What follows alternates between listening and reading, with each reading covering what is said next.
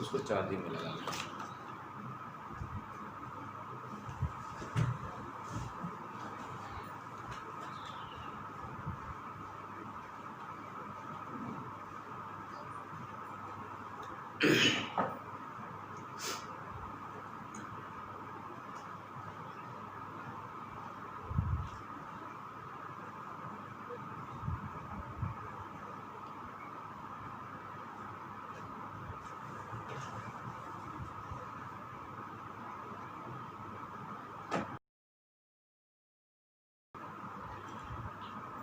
आज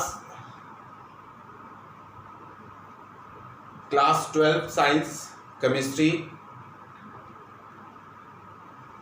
chapter solution NCERT coding C2 से article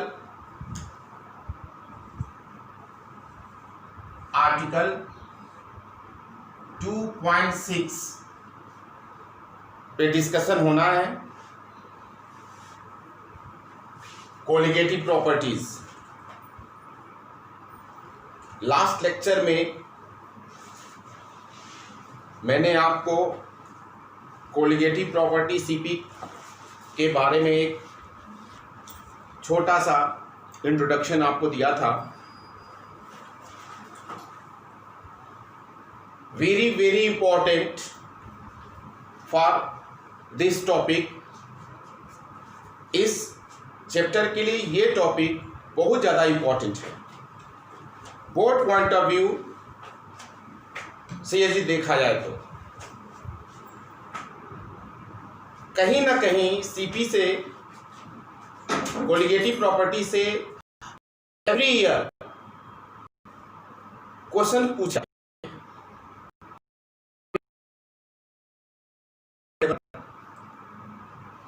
आपका कोलिगेटिव प्रॉपर्टी से था डिप्रेशन फ्रीजिंग पॉइंट पे बेस्ड और abnormal behaviour of colligative property पे बेस्ड क्वेश्चन था। टोटल 5 मार्क्स का क्वेश्चन और 1 मार्क्स का क्वेश्चन एक अंदर से, टोटल 6 मार्क्स का क्वेश्चन आया हुआ था इससे। आर्टिकल 2.6 कोलिगेटिव प्रॉपर्टी मैं स्टार्ट कर रहा हूँ। मैंने आपको न्यूमेरिकल्स शेयर किए हैं, उस पर हम डिस्कस करेंगे। साथ में और भी न्यूमेरिकल्स में आपको यहाँ से मैं आपको दूंगा और उसको एक्सप्लेन भी करूँगा, उसको सॉल्व भी करूँगा। तो नाउ स्टार्ट करते हैं। सीपी क्या है? लास्ट लेक्चर में थोड़ा सा शॉर्ट एक रिवीजन कर ले फिर से। Colligative property of solution. CP of solution depends on number of moles of non volatile solute which is dissolved in solvent or solution.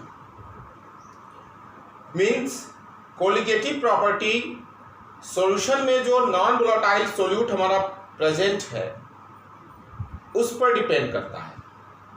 कहने का मतलब colligative property mole fraction of solute पे depend करता है, काईबी पे डिपेंड करता है। कोई भी सीपीयू, 4 टाइप्स ऑफ सीपी मैंने आपको बताया था।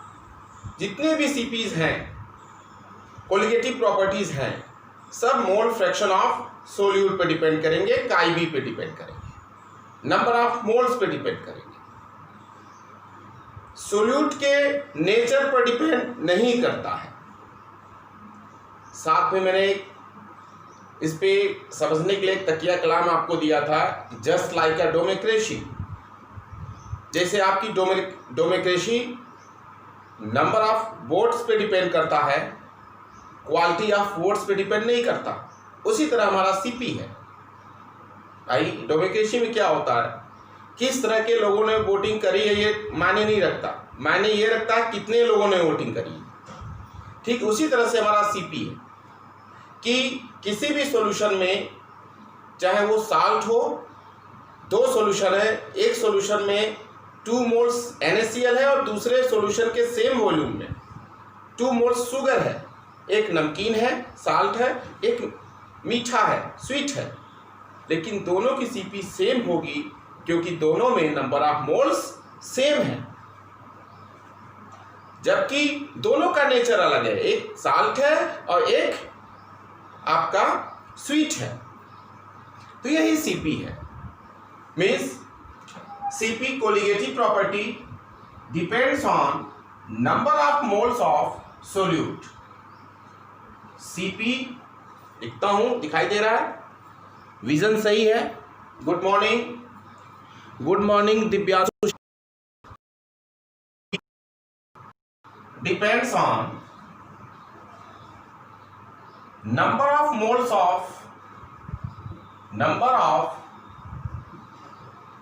of solute, non volatile solute, जिसको हम और जितना ज्यादा नॉन वोलेटाइल सोल्यूट होगा उसका मोल फ्रैक्शन भी उतना ज्यादा होगा। मींस कह सकते हैं इसको मोल फ्रैक्शन ऑफ सोल्यूट पे डिपेंड करता है। नॉट एक बात, दूसरी बात CP not depends on nature of solute, nature of solute which is present in a solution. Clear? ये दो बातें आप माइंड में रख लीजिए सीपी के बारे में। अब मैं बात करता हूं कितने टाइप्स के सीपी हैं जिसको हमें पढ़ना है। There are 4 types of CP. नोट करिए, 4 तरह की सीपीज हैं, कोलिगेटिव प्रॉपर्टी है, 4 टाइप्स ऑफ सीपी। इसका तो एक्सप्लेनेशन हो गया था इसलिए मैंने जल्दी इसको हटा दिया। There are 4 types of CP, वो भी मैंने बताया आपको। फर्स्ट है आपका relative lowering in vapour pressure, relative lowering in VP vapour pressure. कोई सॉल्यूशन है, उसमें नॉन वोलेटाइल सोल्यूट डिसॉल्व करते जाइए तो उसके वेपर प्रेशर में उतना ज्यादा डिक्रीजमेंट होता जाएगा, सरफेस एरिया कम होता जाएगा सॉल्वेंट का, वोलेटाइल सॉल्वेंट का। जितना ज्यादा नॉन वोलेटाइल सोल्यूट डिसॉल्व करेंगे सरफेस एरिया कम होता जाएगा, इंटरमॉलिक्यूलर अट्रैक्शन फोर्स बढ़ता जाएगा सोल्यूट का सॉल्वेंट के साथ, वेपराइजेशन डिक्रीज करता जाएगा, वेपर प्रेशर उतना कम होता जाएगा, उसको लोअरिंग इन वेपर प्रेशर कहेंगे। और उसी में हम आपको relative lowering in vapour pressure भी हम पढ़ेंगे, अभी मैं इस पर डिस्कस करूंगा। सेकेंड है आपका elevation in boiling point, very important. मैं आपको बता दूं, very important for next year board students, क्योंकि इस सेशन में डिप्रेशन इन फ्रीजिंग पॉइंट पे क्वेश्चन आया है। मैं आपका पेपर आपके साथ लेके बैठा हूं, यहां पे मुझे क्वेश्चन नंबर 37 इस ईयर का दिख रहा है, जिसमें आपका केएफ वैल्यू दिया हुआ है। It means depression in freezing point पे क्वेश्चन आया हुआ है। मोस्ट प्रॉब्ली आपका एलिवेशन इन बॉइलिंग पॉइंट पे नेक्स्ट ईयर क्वेश्चन आएगा, जो सीपी पे क्वेश्चन पूछा, या relative lowering in vapour pressure पे क्वेश्चन आएगा। ये दोनों इंपॉर्टेंट है नेक्स्ट ईयर के लिए, ठीक है। तो elevation in boiling point. Third, depression in freezing point. छोड़ना नहीं है डिप्रेशन इन फ्रीजिंग पॉइंट को, बोर्ड रिपीट भी कर सकता है क्वेश्चंस को, उस टॉपिक पे बेस्ड क्वेश्चंस को रिपीट भी कर सकता है, लेकिन अल्टरनेटिवली ज्यादा पॉसिबिलिटी होती है क्वेश्चन पूछे नहीं, छोड़ना नहीं है। लेकिन मोस्ट प्रोबेबिलिटी एलिवेशन और रिलेटिव ज्यादा इंपॉर्टेंट मेरे पॉइंट ऑफ व्यू से लग रहा है। डिप्रेशन इन फ्रीजिंग पॉइंट, और फोर्थ है आपका ऑस्मोटिक प्रेशर। ऑस्मोटिक प्रेशर, ये चार आपके, ये 4 आपके सीपीज पढ़ने हैं। Note down students. Next question, sir please solve Intex question 2.6 and 2.7। Question तो मेरे पास नहीं है, अभी सर्च करता हूँ बेटा, सॉल्व करूँगा अभी, बिल्कुल सॉल्व करूँगा, अभी सॉल्व करके आपको भेजता हूँ, ठीक है। इसको थोड़ा सा मैं रिवाइज कर लूँ। दिव्यांशु, मैं नोट कर रहा हूँ 2.6 टू 2.7 इंटेक्स क्वेश्चन। बहुत इजी है, बहुत बढ़िया क्वेश्चन आपने पूछा, मुझे याद है क्वेश्चन क्या आपने पूछा, तो मैं भी उसको सॉल्व करके भेज दूंगा एनसीईआरटी से। 2.6 2.7 वेरी गुड, बहुत अच्छा क्वेश्चन है। आइए मैं अभी स्टार्ट करता हूं। Relative lowering in vapour pressure if solution contain non volatile solute. एक लोकल एग्जांपल समझने के लिए मैंने आपको दिया कि मैं चावल पका रहा हूं, वाटर में चावल मिलाने से पहले उसी टेम्परेचर पे प्योर वेपर प्रेशर मैंने निकाल लिया, वाटर का ठंडा कर दिया, फिर वाटर को में चावल डिजोल्व किया और उसी टेम्परेचर पर उसका प्रेशर निकाला। आप क्या समझ सकते हो, चावल तो नॉन वोलेटाइल है, वेपर नहीं बनाएगा तो उसका वेपर प्रेशर भी नहीं होगा। तो जो चावल मिलाने के बाद जो प्रेशर निकल के आ रहा है सॉल्यूशन का, वो सॉल्वेंट जो वाटर है उसी का पार्शियल प्रेशर होगा, क्योंकि अब वाटर मिक्सचर फॉर्म में आ चुका है। क्लियर? तो उसका पार्शियल प्रेशर होगा। तो मैं उसी की बात करूं, उसी पे बेस्ड है ये। If solution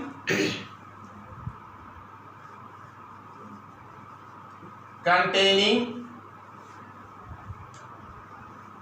non-volatile solute, if solution containing non-volatile solute, तो फिर क्या होगा, total pressure of the solution मेरा हो जाएगा PA plus PB। Total pressure of solution equal to partial pressure of solvent plus partial pressure of solute. तो मैं इसको लिख सकता हूं P इक्वल टू PA। क्यों? क्योंकि PB हमारा क्या हो गया, 0 हो गया, नॉन वोलाटाइल है। क्यों नॉन वोलाटाइल है? तो मैं लिख देता हूं यहां पे नॉन वोलाटाइल, इसलिए क्यों PB 0 हो जाएगा। PB हमारा इक्वल टू होता है P नॉट B इंटू काई बी। भाई उसमें हमने चावल तो मिलाया है, नॉन वोलाटाइल सोल्यूट तो डिसॉल्व किया है, मोल फ्रैक्शन तो होगा, लेकिन उसका प्रेशर नहीं होगा, प्योर वेपर प्रेशर नहीं होगा, क्योंकि उसका वो वेपर नहीं बना रहा है, नॉन वोलाटाइल है। तो ये 0 होगा, 0 into X B equal to 0, तो हमारा पार्शियल वेपर प्रेशर भी 0 हो जाएगा। तो उस केस में जो सॉल्यूशन का टोटल प्रेशर होगा वो partial vapour pressure of the solvent के इक्वल होगा। Any doubt? आइए, तो क्या मैं इसको लिख सकता हूं P equal to total pressure of solution equal to P not. क्यों? क्योंकि PA equal to P not A into chi, कि sum of the mole fraction of each component is equal to 1। चलिए, हमको मोल फ्रैक्शन ऑफ सॉल्वेंट नहीं पता, लेकिन चावल मिलाया हमने उसमें, तो चावल का मोल फ्रैक्शन पता है मुझे, उतने बटा कुल। ठीक है, तो मैं क्या इसके जगह लिख सकता हूं P equal to P not A into 1 minus chi B. 1 minus chi B क्या है? सॉल्वेंट का मोल फ्रैक्शन है। Clear student? क्योंकि XA plus XB equal to 1। यहां पर ये भी लिख देता हूं, कंफ्यूजन ना हो। XA plus XB equal to 1. That's why chi A equal to 1 minus chi B.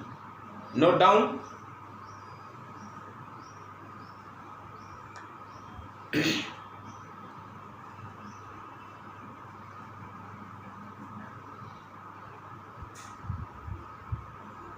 Clear?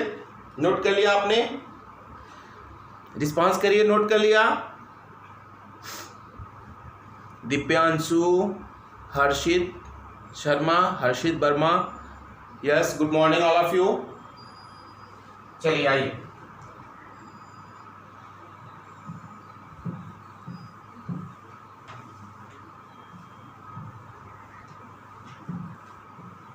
अब जो ये वैल्यू हमको मिल गई P equal to P not A 1 minus chi B, तो इससे P not A minus P equal to हम लिख सकते हैं P not A minus P not A into chi B। तो मैं लिख सकता हूं P not A minus P equal to P not A into chi B। बेटा ध्यान रखना, ये जो वैल्यू है ये लोअरिंग इन वेपर प्रेशर है, क्योंकि ये pure vapour pressure of solvent है P नॉट A, और ये है P, और ये P किसके इक्वल है? सॉल्यूशन ऑफ प्रेशर है, प्रेशर ऑफ सॉल्यूशन है। तो प्रेशर ऑफ सॉल्यूशन किसके इक्वल है? पार्शियल प्रेशर ऑफ सॉल्वेंट के, और पार्शियल प्रेशर हमेशा लेसर होता है, कम होता है अपने प्योर वेपर प्रेशर से। तो कितना कम होता है? P not A minus P, इतना यहाँ पे कम हो रहा है XP को डिसॉल्व करने की वजह से। तो ये लोअरिंग इन वेपर प्रेशर है। मैं लिखता हूं यहाँ पे arrow where P not A minus P equal to lowering in vapour pressure VP। Clear?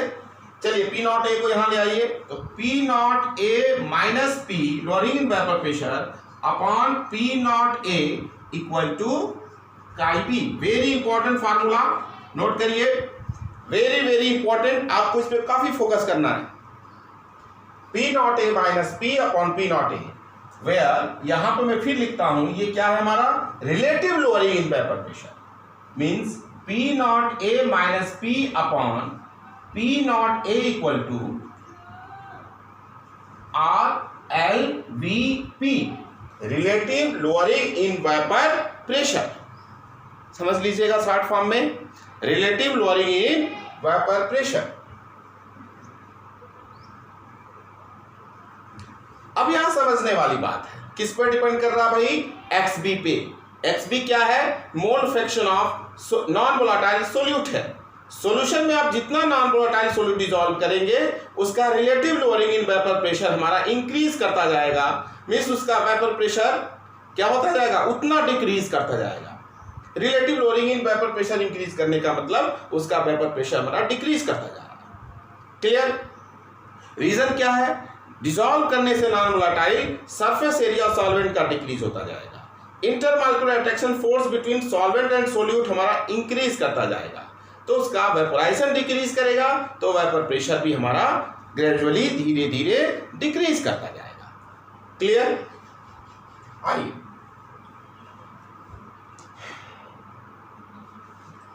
अब जो क्वेश्चन बोर्ड में आता है स्टूडेंट्स, मैं आपको बता दूं, इस पे तो डायरेक्ट क्वेश्चन आता ही है P not A minus P upon P not A equal to XP, direct question पूछता है। लेकिन ज्यादातर जो क्वेश्चन पूछता है कि CP से हम जो भी नॉन वोलेटाइल सोल्यूट डिसॉल्व कर रहे हैं उसका वेट मुझे पता है, उसका नेम नहीं पता, तो मॉलिक्यूलर वेट कैसे पता चलेगा? तो relatively lowering in vapour pressure हमको पता चल जाएगा एक्सपेरिमेंटली, कितना वेट उसमें डिसॉल्व किया अननोन सोल्यूट को, ये पता चल जाएगा हमें, क्योंकि हम ही डिसॉल्व कर रहे हैं, और हमें वेट ऑफ सॉल्वेंट भी पता चल जाएगा, वेट ऑफ सॉल्वेंट भी पता चल जाएगा कि कितना वेट हम सॉल्वेंट का लिए हैं, तो उस अननोन कंपाउंड का हम मॉलिक्यूलर वेट कैसे निकालेंगे? इस पे क्वेश्चन बहुत पूछता है आपका बोर्ड्स में, बहुत। और ज़्यादातर चांसेस इसी की होती हैं कि एमबी की वैल्यू, एमबी मतलब मॉलिक्यूलर वेट ऑफ सोल्यूट, निकालने पे क्वेश्चन आता है। तो आइए उसको डिटरमाइन करेंगे। क्या है हमारा topic? Determination of MB, determination of MB through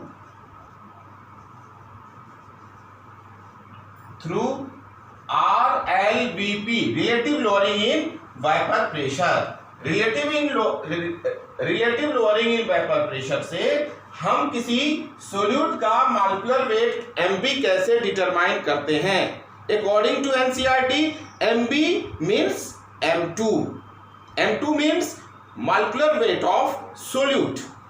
clear? तो आइए इसको हम करने जा रहे हैं, एमबी की वैल्यू निकालने जा रहे हैं। चलिए, हमारे पास फार्मूला क्या आया बेटा? बहुत इंपॉर्टेंट है, बहुत केयरफुली इसको समझिएगा, ठीक है? तो हमारे पास फार्मूला आया P naught A minus P upon P naught A, relative in lowering in vapour pressure when non-volatile solute dissolve in any volatile solvent। तब ऐसा होगा। और वो किस पर डिपेंड करेगा? जो सोल्यूट डिसॉल्व कर रहे हैं उसके मोल फ्रैक्शन पर डिपेंड करेगा। Any doubt? तो अब इससे हम एमबी की वैल्यू निकालते हैं। तो P naught A minus P upon P naught A equal to, क्या मैं मोल फ्रैक्शन को उतने बटा को लिख सकता हूं? तो लिख सकता हूं NB upon Na plus NB। अब जरा यहां पे सोचने वाली बात है, और बहुत से क्वेश्चन आपको ऐसे मिलेंगे। अभी मैं एक क्वेश्चन कराऊंगा आपको इस तरह, बहुत से, जहां पे आपको कंसिडर करना पड़ेगा। क्या कंसिडर करना पड़ेगा? जरा मेरी बात को बहुत गौर से सुनिए। मैं 1 ड्रॉप साइट्रिक एसिड, नींबू के जूस को अपने जबान पर रखता हूं, इफेक्टिव होगा, आंखें दबने लगेंगी, अजीब सा होगा, उसकी वैल्यू है, उसकी एक स्ट्रेंथ है। तो Na यहाँ पे सेपरेटली है, सोल्यूट हमारा जो साइट्रिक एसिड 1 ड्रॉप है सेपरेट है, तो इसकी वैल्यू है।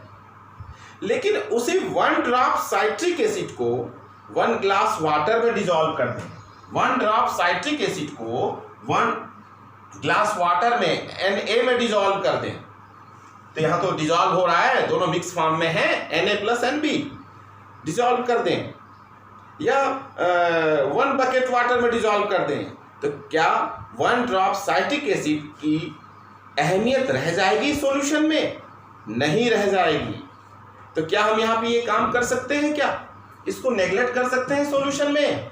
बिल्कुल कर सकते हैं। और बहुत से क्वेश्चन में आपको करना पड़ेगा, इसको माइंड में रखिएगा, इस पॉइंट को, पॉइंट इसको नोट करना है आपको।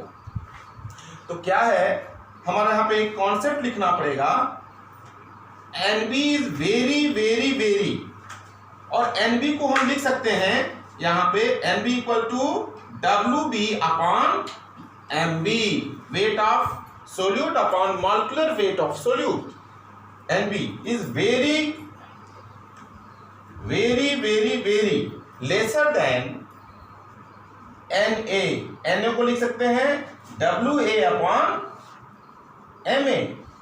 तो जब इस सॉल्यूशन में अगर जो NB को Na के साथ डिसॉल्व किया गया है, तो एक सॉल्यूशन बना, उस सॉल्यूशन में NB का कोई वजूद नहीं रह गया मिक्स फॉर्म में, तो NB विल बी नेग्लेक्टेड, इसको हम नेग्लेक्ट कर देंगे, ठीक है? तो क्या होगा इसका मतलब? Then NB will be neglecting,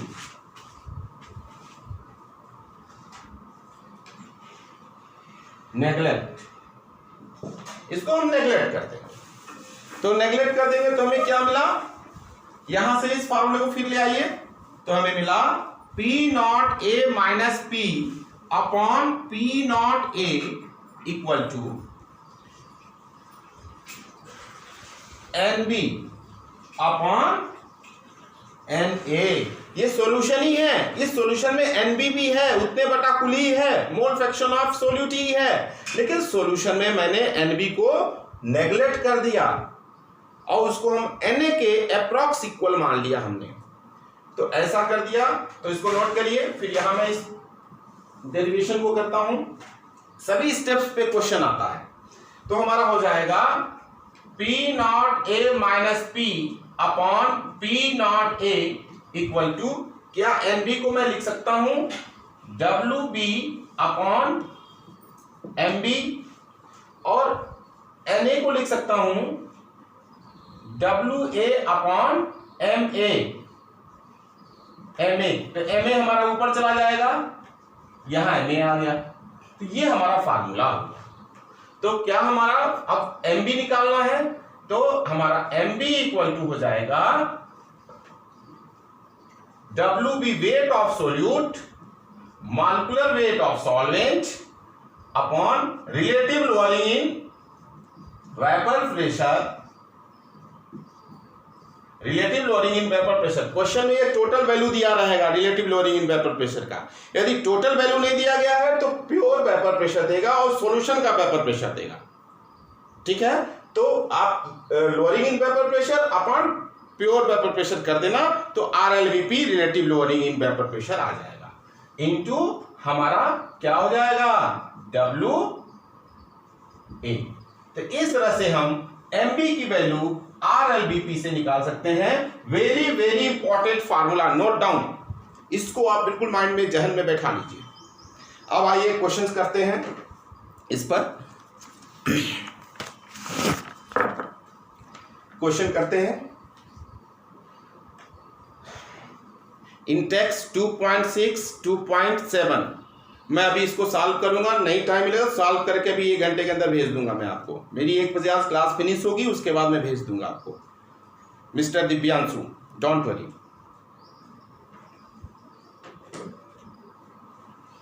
ठीक है, ये क्लियर हो गया। आइए अब क्वेश्चन नोट करिए। क्वेश्चन है हमारा vapour pressure of an aqueous solution. ये मैंने अभी क्वेश्चन दिया है ना आपको, हाँ क्वेश्चन ये दिया है मैंने अभी आपको, अभी जो शेयर किया है क्वेश्चन ग्रुप में। तो क्वेश्चन नंबर 2 आप देखिए, क्वेश्चन नंबर 2 क्या है हमारा, vapour pressure of an aqueous solution. इसको साफ कर रहा हूं मैं।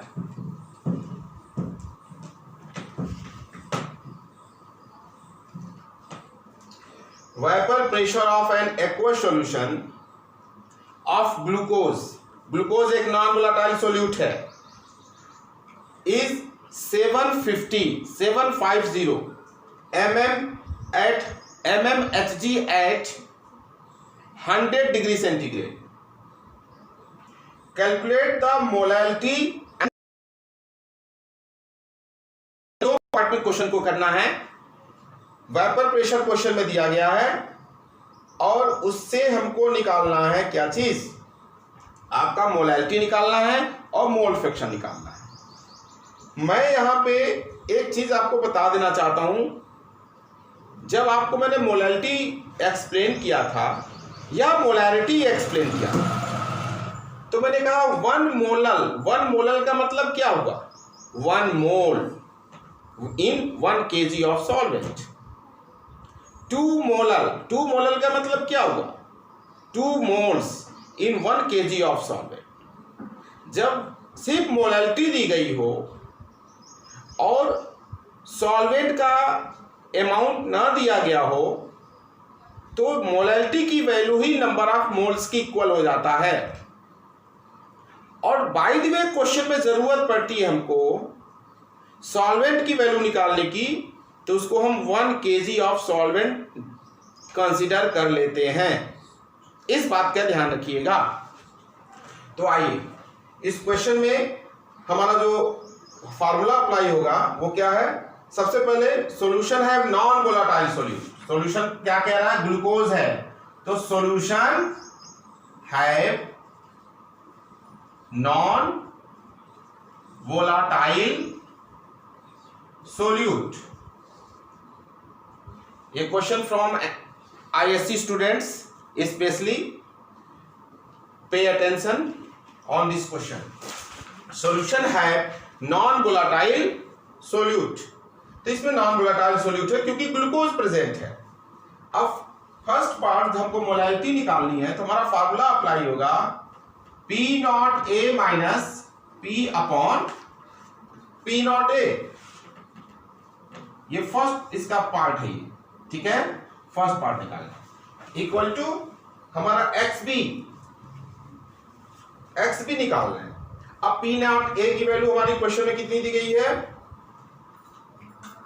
हाँ, pure vapour pressure of solution नहीं दिया गया है। प्योर वेपर प्रेशर सॉल्यूशन में नहीं दिया गया है, तो उसकी वैल्यू हम कितना कंसीडर करेंगे? 1 एटमॉस्फेरिक प्रेशर के इक्वल हम उसको कैलकुलेट करेंगे। क्वेश्चन में अब vapour pressure of an aqueous solution की वैल्यू दी गई है 750 mm ऑफ एसिटी, डिक्रीज हो गया 750। वैसे नॉर्मल कितना था एसटीपी पर? सिमिलर कंडीशन में कितना होता है? 1 एटमॉस्फेरिक प्रेशर या 760 mm ऑफ एचजी, क्योंकि क्वेश्चन में हमारा 750 mm एचजी में दिया हुआ है, तो हम स्टैंडर्ड जो प्रेशर वेपर प्रेशर रखेंगे mm एचजी में रखेंगे। तो स्टैंडर्ड हमारा कंसिडर करना होगा, ऑलरेडी अंडरस्टूड है, आपने पढ़ा भी होगा एवोगाड्रोस लॉ में और गेल-लुसाक लॉ में कि सिमिलर कंडीशन मतलब 760 mmHg। तो प्योर वेपर प्रेशर हमारा यहाँ पे P not A equal to 760 mmHg दिया हुआ है। ये हम फार्मूला अप्लाई करेंगे।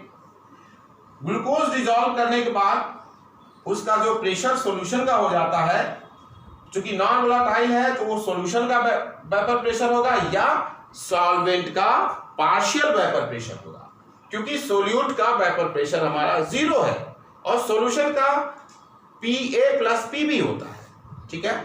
तो हमारा P की वैल्यू कितना दिया है?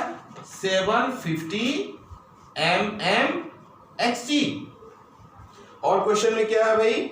चलिए सॉल्व कर लीजिए। तो XB की वैल्यू मोल फ्रैक्शन हम निकाल लेते हैं, तो हमारा हो जाएगा, इस फार्मूले को इंप्लीमेंट करेंगे तो P नॉट A की value 760 mmHg minus 750 mmHg upon हम क्या कर देंगे? 760 mmHg कर देंगे, जो हमारी XB की वैल्यू होगी, ठीक है, वो हमारी वैल्यू आ जाएगी काई बी की वैल्यू। सॉरी, मैं बार बार मोल फ्रैक्शन को x बोल देता हूं, आदत में है, वो काई है बेटा।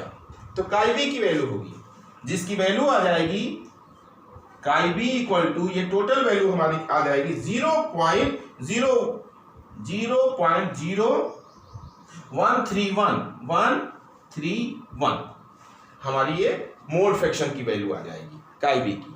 तो मोल फ्रैक्शन हमने निकाल लिया इस क्वेश्चन में। अभी जो क्वेश्चन शेयर किया था क्वेश्चन नंबर 2 था। हर्षित वर्मा, एनी डाउट बेटा?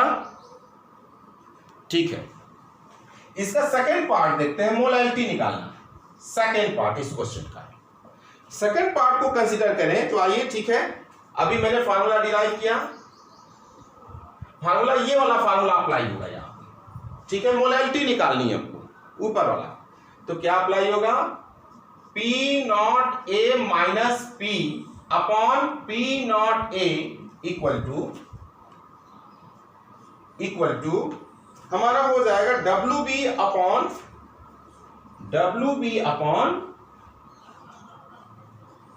MB इंटू WA, और ऊपर हमारा MA रखेंगे तो हमारा MA ऊपर चला जाएगा, molecular weight of solvent, sorry, ये ऊपर चला जाएगा, ठीक है बेटा। यहां पे हमको एक चीज ध्यान रखना है। अब जरा इस क्वेश्चन को ध्यान से समझिए। हम WB अपॉन MB निकाल लेते हैं, तो WB अपॉन MB क्या है? हमारा number of moles of solute है, और वेट ऑफ सॉल्वेंट दिया नहीं है, तो number of moles of solute हम निकाल लेते हैं, मीन्स WB/MB निकाल लेते हैं। मैं यहाँ पे लिख देता हूँ, हमको यहाँ पे निकालना क्या है, WB/MB निकालना है। WB/MB क्या है, NB है, जिसको मैं क्वेश्चन मार्क लगाता हूं यहाँ पे, इक्वल टू क्वेश्चन मार्क, ये हमको निकालना है। तो नंबर ऑफ मोल्स निकाल लिया, तो दैट नंबर ऑफ मोल्स जो भी वैल्यू आएगी सोल्यूट की, dissolve in 1000 gram of water according to the standard definition of molality. That number of moles dissolve in 1 kg of water.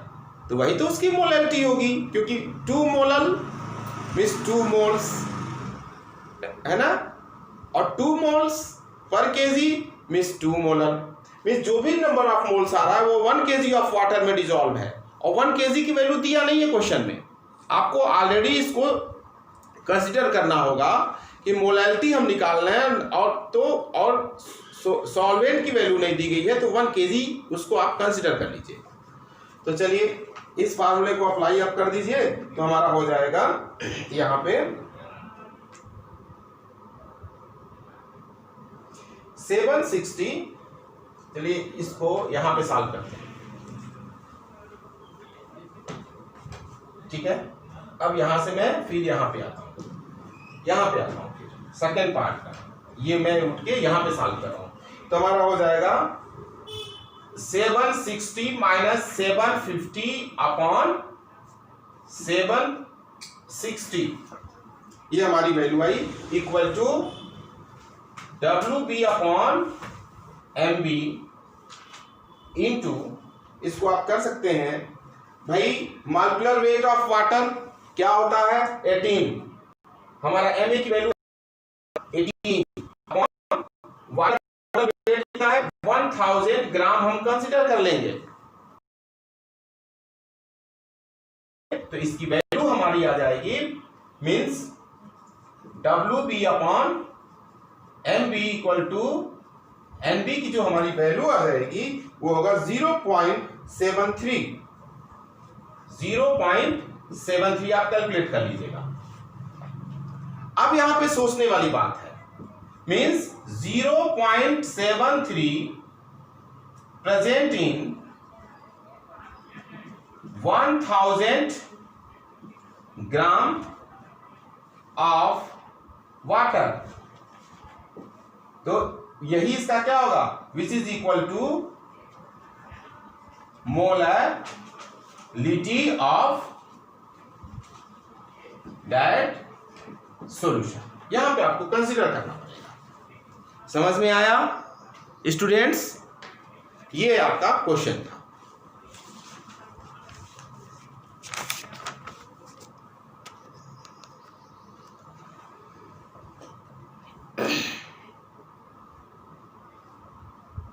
किसी को कोई प्रॉब्लम?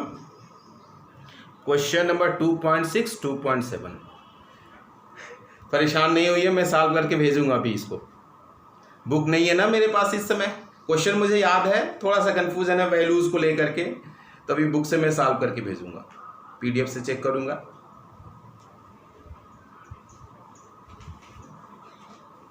हर्षित good morning sir.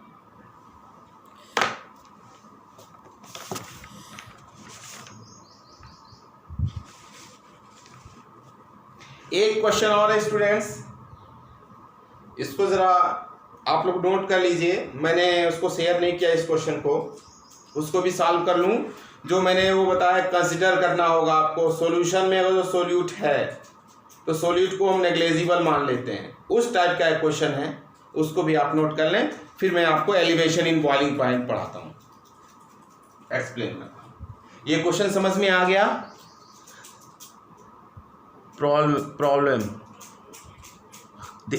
Problem no sir, ठीक है बेटा, कोई प्रॉब्लम नहीं है। तो नेक्स्ट आइए, क्वेश्चन नोट करिए, मेरी आवाज आ रही है साहब? तो क्वेश्चन है, the vapour pressure of water, the vapour pressure of water, NCERT से है, both ISC and CBSE both, important है, कॉन्सेप्चुअल है, सिंपल है, स्ट्रेट फॉरवर्ड है, लेकिन कॉन्सेप्चुअल है। इसको समझ लेंगे तो आप एक हद तक स्टेप क्रॉस कर जाएंगे नेक्स्ट लेवल के क्वेश्चन को सॉल्व करने के लिए। The vapour pressure of, note करिए क्वेश्चन 2.17 एग्जाम्पल से from NCERT. The vapour pressure of water is 12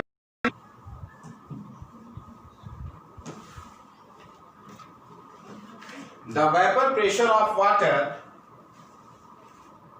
is 12.3 kPa kilo pascal at 300 Kelvin.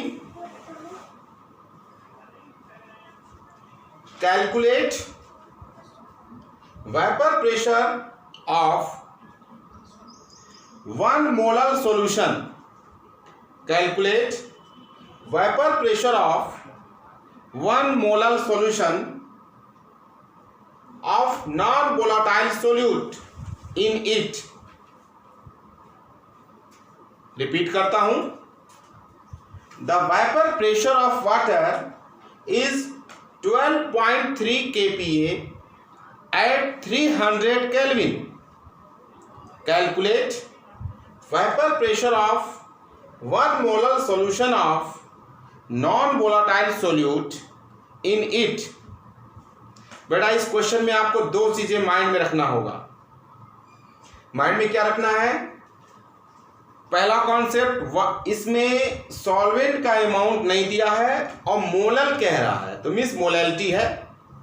तो 1 मोलर का मतलब 1 मोल इन 1000 ग्राम ऑफ वाटर। एक्वस है ना, तो 1000 ग्राम ऑफ वाटर में 1 मोल सोल्यूट डिसॉल्व है। इसका मतलब ये हुआ।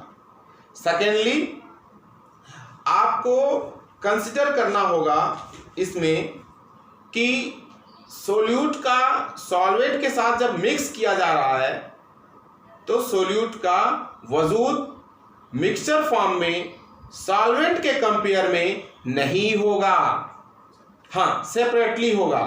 नींबू का 1 ड्रॉप जूस जबान पे सेपरेटली रखते हो, उसका अहमियत है, खट्टा लगता है, लेकिन 1 ग्लास ऑफ वाटर में डिसॉल्व करके यूज करते हो मिक्सचर फॉर्म में, तो उसका वजूद नहीं है। मीन्स हम उसको नींबू का जूस नहीं कहते, कहते हैं 1 glass of water he.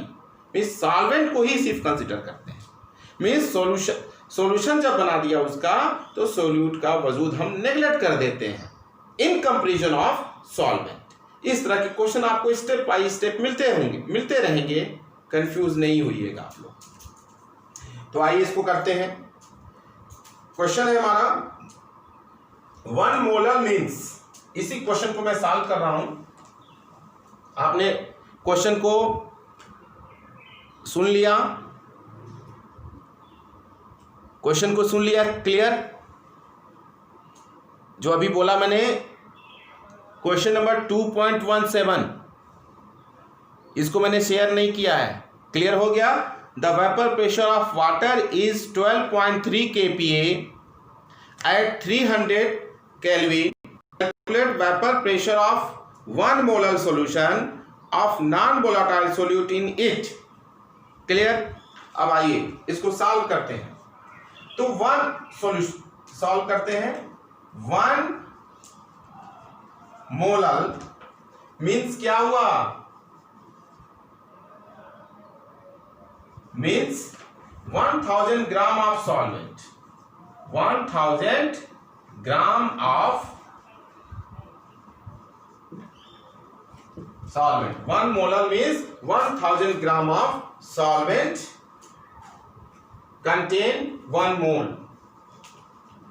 Contain 1 mole of solute. Means जो सॉल्यूशन है उसमें नंबर ऑफ मोल्स कितना है? 1 है। वाटर का वेट कितना है आपका? 1000 ग्राम है। अब आइए तो हम number of moles of water निकालेंगे NH2O, number of moles of water निकालेंगे WA/MA फार्मूले से। तो हमारा क्या हो जाएगा 1000 ग्राम upon molecular weight of water कितना होता है 18, मींस MA ऑफ वाटर कितना हो जाएगा 18 हो जाएगा। इसलिए तो हमारी वैल्यू कितनी आ जाएगी 55.55। मैंने स्टार्टिंग में ही कहा इस वैल्यू को रख लीजिए आप लोग। वाटर का प्योर वाटर का 1 kg प्योर वाटर का मोलैलिटी कितना होता है 55.55। अब 1 ड्रॉप वाटर या 1 ग्राम ऑफ वाटर या 1 ml ऑफ प्योर वाटर का कितना होगा 0.556 मोलैलिटी। तो रट्टा मार लीजिए, कॉन्सेप्ट यही है, ठीक है। तो टोटल नंबर ऑफ मोल्स कितना होगा सॉल्यूशन में, टोटल नंबर ऑफ मोल्स कितना होगा भाई, number of moles of solute और number of moles of water. तो वाटर का नंबर ऑफ मोल्स कितना हो गया 55.55 और सोल्यूट का नंबर ऑफ मोल्स कितना हो गया बेटा 1.0 मींस 1 मोल। तो वैल्यू कितनी आ गई 56.55 मोल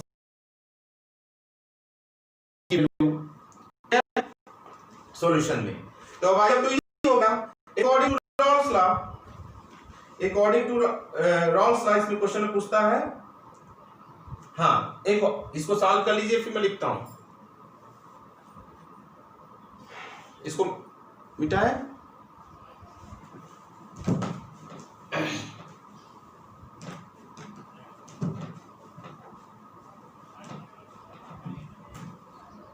According to Rawls law, according to Rawls law, question में पूछ रहा है vapour pressure of 1 molar solution of non volatile solute, ठीक है। तो पार्शियल प्रेशर ऑफ सॉल्वेंट क्या होगा मिस वाटर का H2O P इक्वल टू हमारा कितना हो जाएगा P not of water pure vapour pressure of water into X of water काई ऑफ वाटर, सॉरी काई of water means mole fraction of water, ये होगा। और मैं vapour pressure of water question में पूछ रहा है। तो the vapour pressure of water is, हाँ, तो वाटर का कितना दिया है हमारा वैल्यू कितनी आ जाएगी 12.3 kPa दिया हुआ है और मोल फ्रैक्शन हमारा कितना आ जाएगा इसमें 0.98 कैसे आया सर। तो आइए इसका मोल फ्रैक्शन निकाल लीजिए। एक्स ऑफ वाटर का मोल फ्रैक्शन ऑफ वाटर क्या होगा, वाटर का उतने बटा कुल लगा दीजिए formula, number of moles of water 55.55 upon total number of moles हमने कितना निकाला 56.55 इक्वल टू हमारा वैल्यू कितनी आ गई 0.98 मोल फ्रैक्शन ऑफ वाटर आ गया। और 0.1 में से इसको माइनस कर दीजिए तो सोल्यूट का मोल फ्रैक्शन आ जाएगा, बाइनरी सॉल्यूशन है। तो इस तरह से ये क्वेश्चन हमारा सॉल्व हो जाएगा। Any doubt? चलिए, तो हमारे ये 2 क्वेश्चन सॉल्व हो गए। ये एनसीईआरटी से था और इससे पहले जो क्वेश्चन करा वो आईएससी बुक में एमपी सानी का क्वेश्चन था, ठीक है। और नेक्स्ट क्लास में मैं एससी श्रीवास्तव आईएससी के लिए यूज करूंगा और सीबीएसई के लिए तो मैं एनसीईआरटी यूज कर ही रहा हूं।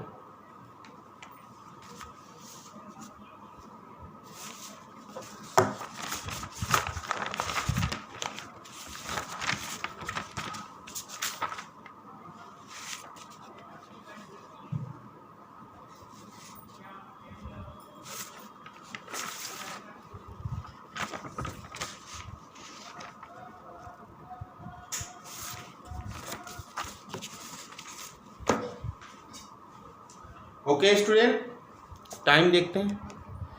चलिए, एक कॉन्सेप्ट और हम लोग पढ़ लेते हैं, एलिवेशन इन बॉइलिंग पॉइंट। थोड़ा सा मैं बॉइलिंग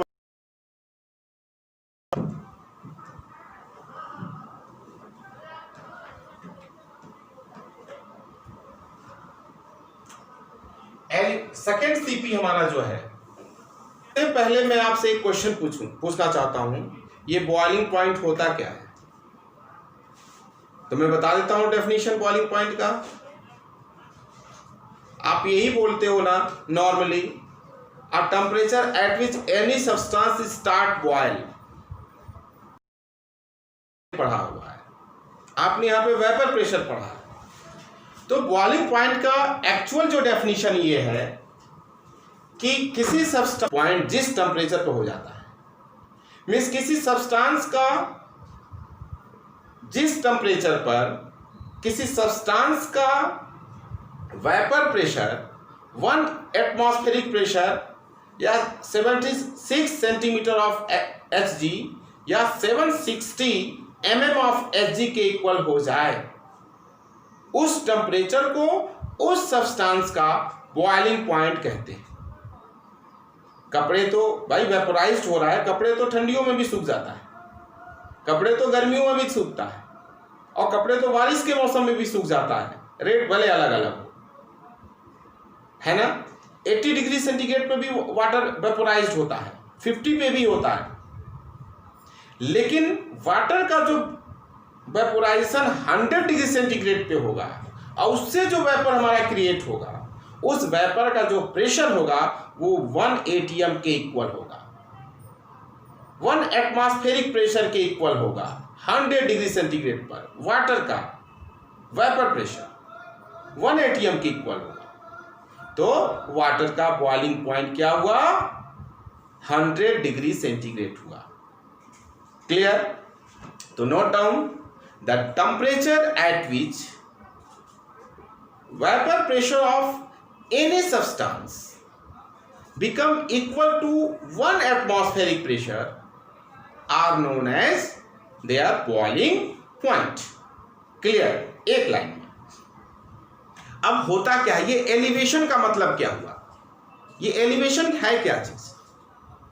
किसी भी सब्सटेंस में जो वोलाटाइल है, कोई भी सॉल्वेंट जो वोलाटाइल है, उसमें उसका बॉइलिंग पॉइंट जो भी है, उसमें हम नॉन वोलाटाइल सोल्यूट डिसॉल्व करते हैं तो उसका बॉइलिंग पॉइंट इंक्रीज कर जाता है। मींस उसका जो वेपर प्रेशर है वो 1 एटमॉस्फेरिक प्रेशर के पास पहुंचने के लिए ज्यादा टेम्परेचर लेता है। अब कितना ज्यादा टेम्परेचर उसने लिया, वो जो डिफरेंस है ना, वही एलिवेशन हो गया। फॉर एग्जाम्पल, आपका वाटर है, वाटर 100 डिग्री सेंटीग्रेड पर क्या होता है? 1 एटमॉस्फेरिक प्रेशर के इक्वल होता है। वाटर का वेपर प्रेशर 100 डिग्री सेंटीग्रेड पर 1 एटमॉस्फेरिक प्रेशर के इक्वल होता है, तो वो वाटर का बॉइलिंग पॉइंट हो गया। अब उसमें थोड़ा सा मैंने नॉन वोलाटाइल सॉल्ट डिसॉल्व कर दिया, प्योर वाटर में सॉल्ट डिसॉल्व कर दिया, तो उसका वेपर प्रेशर डिक्रीज कर जाएगा।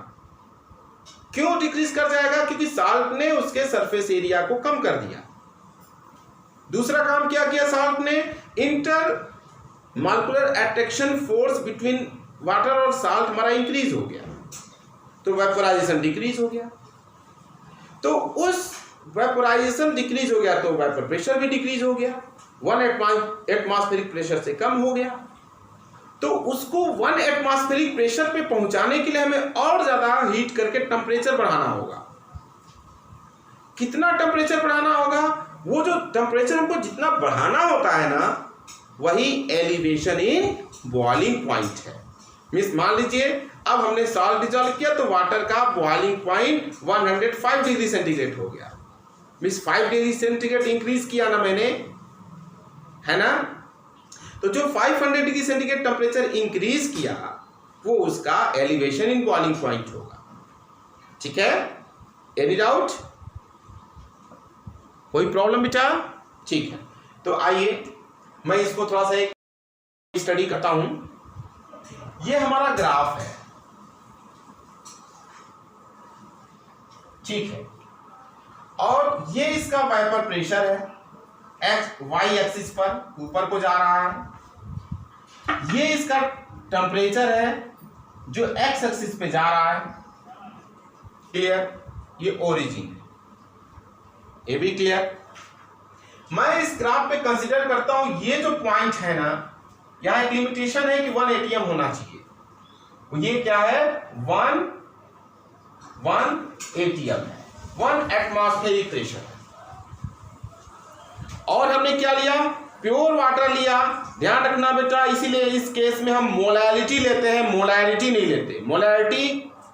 मोलैरिटी में क्या होता है, सॉल्वेंट में सोल्यूट होता है, लेकिन मोलैरिटी में हम प्योर वाटर ले रहे हैं, उसमें सोल्यूट डिसॉल्व करके उसका एलिवेशन चेक कर रहे हैं, बॉइलिंग पॉइंट का। तो प्योर वाटर ले रहे हैं ना, इसलिए मोलैरिटी होगा। तो हमने प्योर वाटर लिया या कोई भी सॉल्वेंट लिया तो उसका ग्राफ कुछ इस तरह से आता है, ये ग्राफ, ठीक है। ये हमारा प्योर सॉल्वेंट है, कोई जरूरी नहीं है कि वो हमारा वाटर ही हो, प्योर सॉल्वेंट है। मीन्स इस प्योर सॉल्वेंट का यहां पे जो वेपर प्रेशर है 1 atm के इक्वल हो रहा है। प्रेशर ऊपर जा रहा है ना, तो 1 atm के इक्वल हो रहा है इस जगह पे, इस प्योर सॉल्वेंट का 1 atm के इक्वल हो रहा है। किस टेम्परेचर पे हो रहा है भैया, T नॉट B पे हो रहा है। नॉट लगा दिया तो प्योर की बात होगी, B boiling point, T temperature. Means इस प्योर वाटर का 1 एटमॉस्फेरिक टेम्परेचर 1 एटमॉस्फेरिक प्रेशर के इक्वल वेपर प्रेशर हो रहा है किस टेम्परेचर पर, T नॉट B पर। T not B will be the boiling point of water at which T naught B will be the boiling point of the volatile solvent at which their vapor pressure become equal to 1 atmospheric pressure. Clear? अब चलिए हम कुछ बदमाशी करते हैं, खुराफात करते हैं। इसमें हमने थोड़ा सा सोल्यूट डिसॉल्व कर दिया, तो जो एक्सपेरिमेंटल ग्राफ आ रहा है जिसकी रीडिंग लेकर के हम ग्राफ पे जो है मेंशन कर रहे हैं, तो अब ग्राफ कुछ यूं दिखा रहा है। अब ये प्योर सॉल्वेंट नहीं रह गया, ये अब सॉल्यूशन हो गया। सॉल्यूशन हो गया क्योंकि इसमें नमक डाल दिया नॉन वोलाटाइल, या शुगर डाल दिया नॉन वोलाटाइल, ये हो गया, ठीक है। तो यहां पे सॉल्यूशन हो गया, प्योर सॉल्वेंट पे नॉन वोलाटाइल सोल्यूट डाल दिया हमने। तो अब इसका एटमॉस्फेरिक प्रेशर 1 के इक्वल हो रहा है। डालने की वजह से उसका टेम्परेचर इंक्रीज हो गया, चूंकि इम्प्योर हो गया, तो इसको हम कंसीडर करेंगे TB। क्या कंसीडर करेंगे, TB। यहां बड़े इंक्रीज होकर के यहां आ गया, एलिवेट होकर के यहां आ गया 100 डिग्री सेंटीग्रेड, ये T नॉट B वाटर के केस में, और नमक सॉल्ट डिसॉल्व करने के बाद 105 डिग्री सेंटीग्रेड मींस TB हो गया। भैया कितना इंक्रीज हो गया हमारा, इतना, ये डिफरेंस आया डेल्टा TB बॉइलिंग पॉइंट, इतना हमारा इंक्रीज हो गया। क्लियर हो रहा है विजन, ठीक है, इतना इंक्रीज हो गया। तो ये है इतना एलिवेशन इसका हो गया। तो प्लीज ग्राफ को एक बार देख लीजिए, इसको बना लीजिए, फिर मैं आगे काम करता हूं, फिर इस पे क्वेश्चंस करेंगे। टाइम देखता हूं, नहीं तो नेक्स्ट क्लास में हम फिर क्लास लेंगे जब भी होगी। टाइम तो हो रहा है, तो इस ग्राफ को बेटा बना लीजिए। मैं शार्ट में लिख देता हूं कि ये जो डेल्टा TB है डायरेक्टली प्रोपोर्शनल है किसके, कितना ज्यादा हम सोल्यूट डिसॉल्व कर रहे हैं, mole fraction of solute, non volatile solute means mole, और वो क्या है प्योर सॉल्वेंट में डाल रहे हैं, तो मोलैलिटी होगी means molality of the solution, ठीक है। तो साइन ऑफ प्रोपोर्शनलिटी हटाएंगे तो डेल्टा TB इक्वल टू होगा KB इंटू M। ये इंपॉर्टेंट फार्मूला है, इसी से सब कुछ डिराइव करना है। KB क्या है, इसको बोलते हैं हम मोलल एलिवेशन कांस्टेंट। क्या बोलते हैं, मोलल एलिवेशन कांस्टेंट। और इसके लिए एनसीईआरटी में भी और एक स्पेसिफिक वर्ड दिया हुआ है, कीवर्ड दिया हुआ है, क्या है, एविलियोस्कोपिक कांस्टेंट। केबी को और क्या बोलते हैं हम, ebullioscopic constant. Very very important for 1 marks, definition आता है define abelioscopic constant. Students become confused. What is abelioscopic constant? Why it is not a molar elevation constant? तो molar elevation constant, abelioscopic constant are same thing. Clear? तो इस kb को क्या बोलते हैं? Molar elevation constant और एबिलियोस्कोपिक constant. ये हो गया मोलालिटी, ये हो गया एलिवेशन इन बॉइलिंग पॉइंट. और elevation in boiling point TB equal to क्या होगा? TB delta TB equal to T B minus T naught B.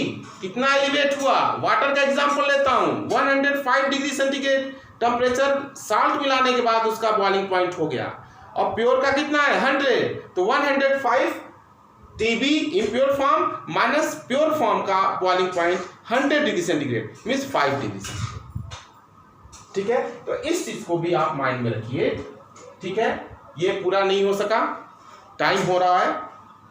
Question इस पे कराएंगे. जो आपका क्वेश्चन नंबर फर्स्ट शेयर किया है उसको लगाने की कोशिश करिएगा. नहीं आएगा तो नेक्स्ट क्लास में मैं फिर इसको एक्सप्लेन करूंगा. आप ग्राफ को अपने माइंड में रखिएगा, बना के रखिएगा. मैं आगे इसको कंसिडर करूंगा, एक्सप्लेन करूंगा नेक्स्ट लेक्चर में.